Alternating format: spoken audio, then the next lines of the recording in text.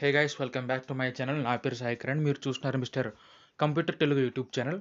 So ఈరోజు ఈ వీడియోలో విండోస్ 7లో ఓబిఎస్ స్టూడియో ఏ విధంగా ఇన్స్టాల్ చేయాలనేది చూపించబోతున్నాను.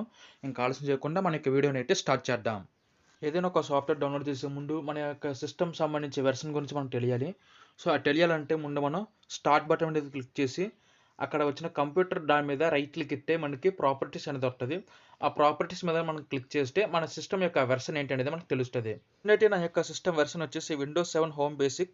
నాది 6 GB ర్యామ్ మీద వర్క్ అవుతుంది. నాది 64-bit ఆపరేటింగ్ సిస్టమ్. ఇది నా యొక్క ప్రాసెసర్ వచ్చేసి పెంటియం డ్యూల్ కోర్ CPU అనమాట.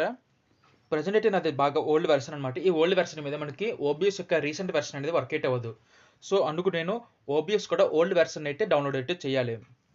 ఓబిఎస్ యొక్క ఓల్డ్ వెర్షన్ డౌన్లోడ్ చేయడానికి నేను క్రోమ్ అయితే ఓపెన్ చేస్తున్నాను. మీరు కూడా మీ యొక్క బ్రౌజర్ అయితే ఏదైనా ఓపెన్ చేసుకోవచ్చు.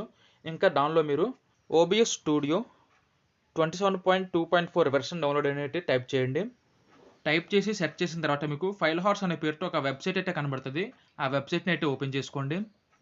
వెబ్సైట్ ఓపెన్ చేశాక మీకు వెబ్సైట్ అయితే కొంచెం స్క్రోల్ చేయండి. దానిలో మీకు స్టార్ట్ డౌన్లోడ్ అని ఒక బటన్ అయితే కనబడుతుంది.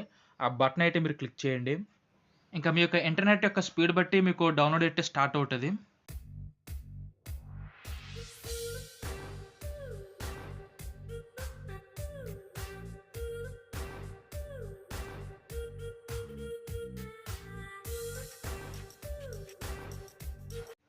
నా ఫైల్ అయితే డౌన్లోడ్ అయిపోయింది. దాన్ని నేను డబుల్ క్లిక్ చేసి ఇన్స్టాల్ అయితే చేస్తున్నాను.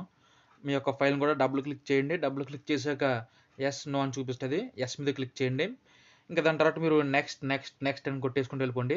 మీకు గనక అగ్రిమెంట్ సంబంధించి ఏదైనా అడిగితే ఆ యాక్సెప్ట్ అని టిక్ చేసి కంటిన్యూ అయితే చేయండి. మీకు ఫైల్ అయితే ఇన్స్టాల్ అయితే అవుతుంది.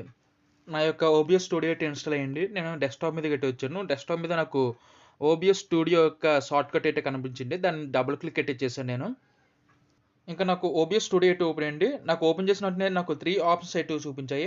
ఫస్ట్ ఆప్షన్ వచ్చేసి streaming and recording, second option వచ్చేసి ఓన్లీ రికార్డింగ్, థర్డ్ ఆప్షన్ వచ్చేసి వర్చువల్ వెబ్ కెమెరా. నేను ఓబిఎస్ స్టూడియో అనేది ఓన్లీ రికార్డింగ్ పర్పస్ మాత్రమే అయితే యూస్ చేస్తున్నాను. అందుకు నేను సెకండ్ ఆప్షన్ అయితే క్లిక్ చేశాను. దాని తర్వాత మీకు సెట్టింగ్స్ అయితే కొన్ని వస్తాయి. మీకు అవన్నీ డిఫాల్ట్ సెట్టింగ్స్లో అయితే ఉంటాయి. దాన్ని ఓకే చేసుకుని ఓబిఎస్ స్టూడియో యొక్క సెటప్ని అయితే కంప్లీట్ చేసుకోండి.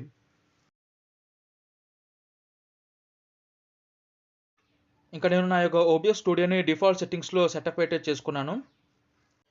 సెట్టింగ్స్ మీద క్లిక్ చేస్తే మీకు సెట్టింగ్స్ సంబంధించిన ప్యానల్ అయితే ఓపెన్ అవుతుంది. ఇంకా దీనిలో దీనికి సంబంధించి ఇన్పుట్ అండ్ అవుట్పుట్కి సంబంధించిన సెట్టింగ్స్ అయితే మార్చుకున్నాను. నేనైతే దాన్ని 1080pలోకి అయితే సెటప్ చేసుకున్నాను. ఇంకా నేనైతే 360p, 480p, 720p and 1080p మొత్తం ఈ 4 క్వాలిటీస్లోనూ సెట్టింగ్స్ మార్చుకుని రికార్డింగ్ అయితే చెక్ చేసుకున్నాను. క్వాలిటీ అయితే 720p అండ్ 1080pలో బాగానే ఉంది. అండ్ 360p అండ్ 480p అయితే క్వాలిటీ అనేది అస్సలు బాగాలేదు. 720p కూడా కొంచెం పర్లేదని చెప్పాలి, కానీ 1080p అనేది 6 GB ర్యామ్ మీద బాగానే పనిచేస్తుంది. అండ్ క్వాలిటీ కూడా చాలా బాగుంది. ఫ్రేమ్స్ అనేవి ఎక్కడ డ్రాప్ అయితే అవ్వట్లేదు. రికార్డింగ్ అనేది బాగా క్లీన్గా అయితే అవుతుంది. ఒకవేళ మీది 2 GB లేదంటే 4 GB ర్యామ్ అయితే మాత్రం మీరు 720p నుంచి 480p అయితే పెట్టుకోండి. అంతమించి ఎక్కువ పెట్టుకోవద్దు. నాదైతే 6 GB కాబట్టి నేను అది 1080pలో పెట్టుకుని అయితే వర్క్ చేసుకుంటున్నాను.